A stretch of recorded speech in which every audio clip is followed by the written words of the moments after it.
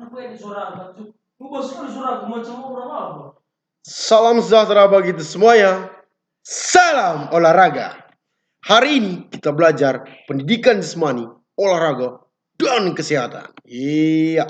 Materi kita hari ini adalah mengenai aktivitas pembelajaran lari sambung atau sering disebut estafet. Iya, lari sambung atau estafet merupakan olahraga atletik yang tergolong ke dalam nomor bergu. Lari sambung atau estafet termasuk nomor bergengsi dalam lomba atletik.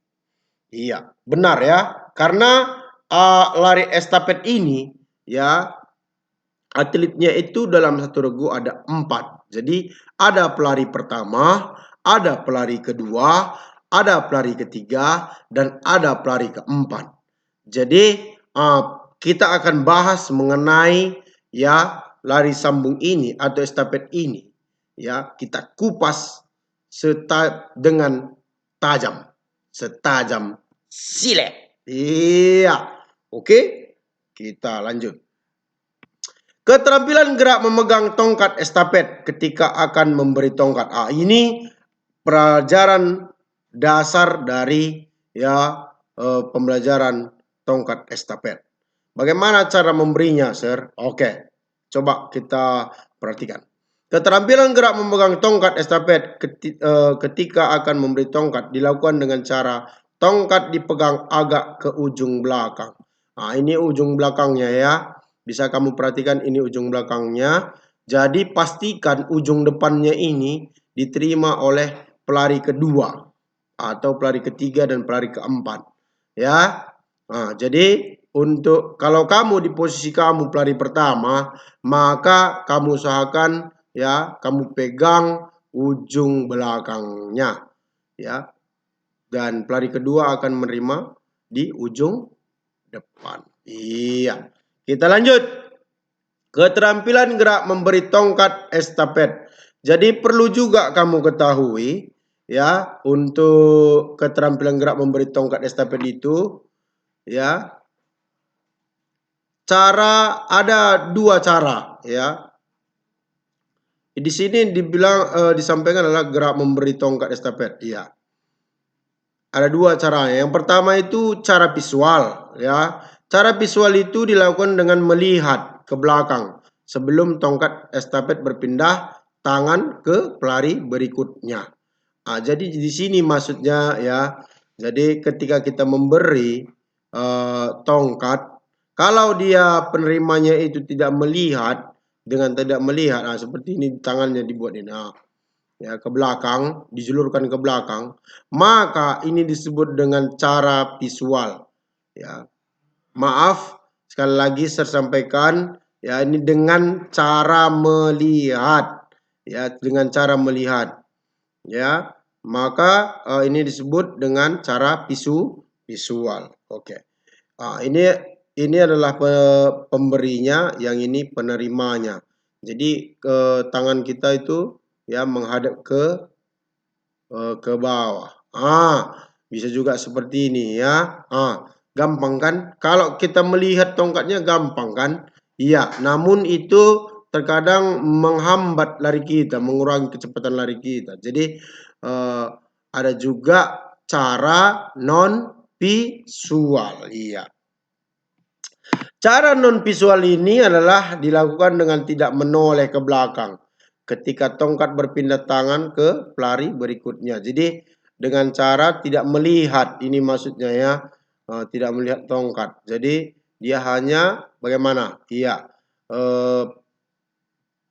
mengapakan tangannya ini ya, melihat ke belakang, menjulurkan ke belakang seperti ini.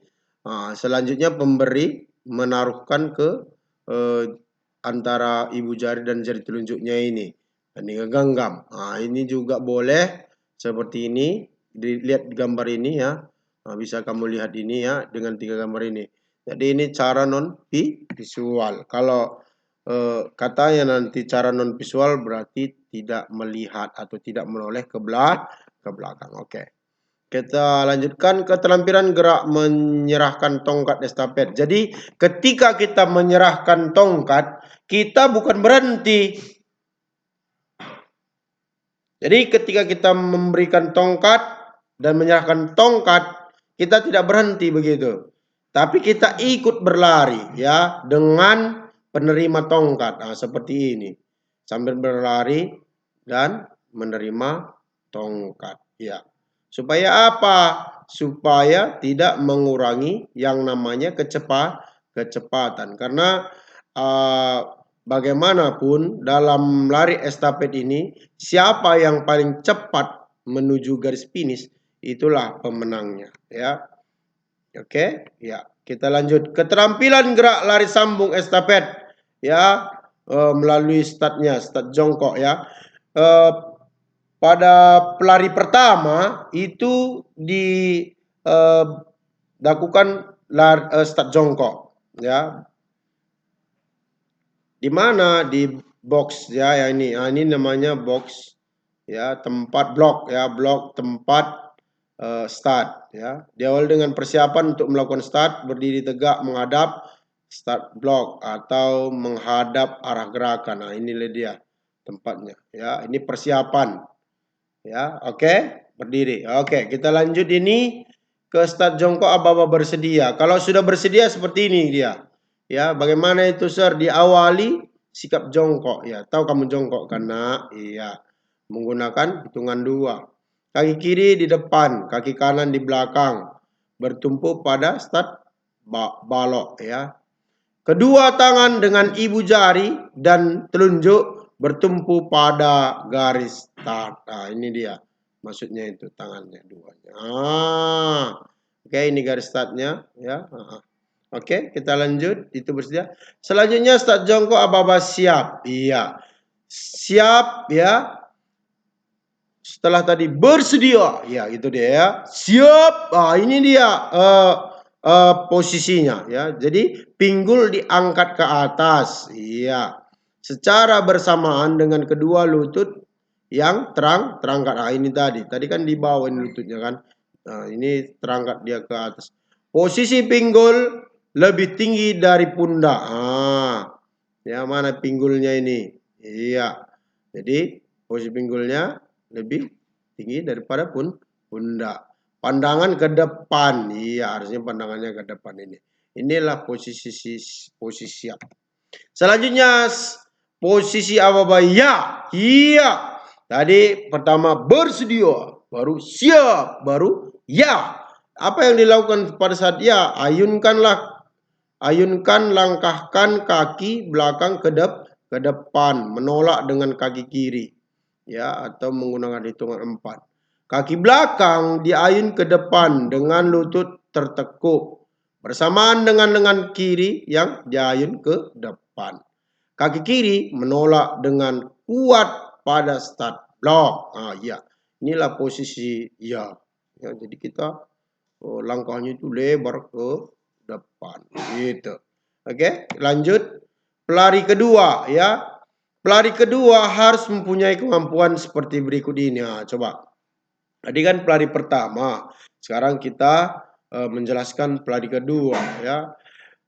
Terampil dalam bertanggung jawab dalam gerak lari estafet. Sebab pemain kedua mempunyai tugas ganda.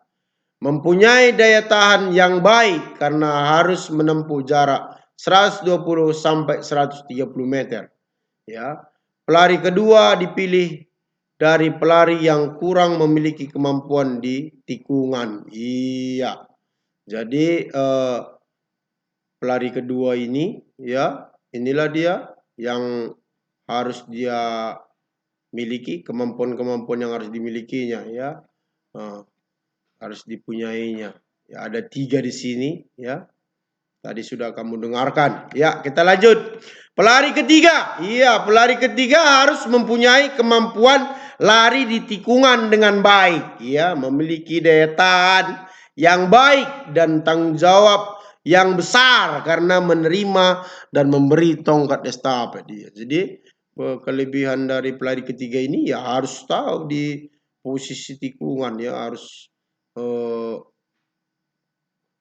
baik dia ya di posisi tikungan itu harus ada keseimbangan gitu.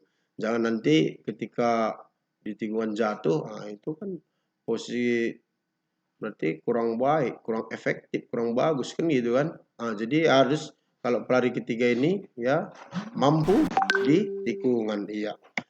Selanjutnya pelari keempat ya. Pelari keempat harus mempunyai kemampuan-kemampuan seperti berikut. Pelari keempat merupakan pelari yang tercepat. Iya. Karena pelari keempat inilah yang menuju garis finish nantinya, yang mengakhiri perlombaan.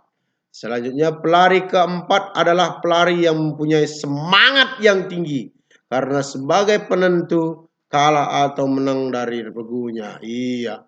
Jadi untuk menentukan kalah menangnya satu regunya itu ya ditentukan oleh pelari keempat. Jadi makanya dipilih yang paling cepat gitu. Oke. Ya, untuk tugas kamu silahkan tulis kembali di bukumu apa yang sudah saya jelaskan tadi ya dengan rapi juga ditambahkan dari buku paketmu ya supaya lebih lengkap lagi. Catatannya sebagai bukti nanti kamu sudah selesai mengerjakan tugasmu, ya silahkan kirim ke WA Sir ya dengan nama yang jelas, tanggalnya juga jelas ya. Dan usahakan supaya mengirim dengan tepat waktu.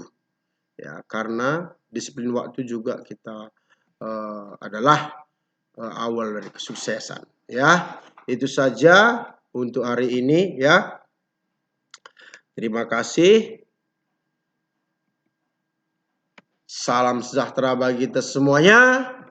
Salam olahraga.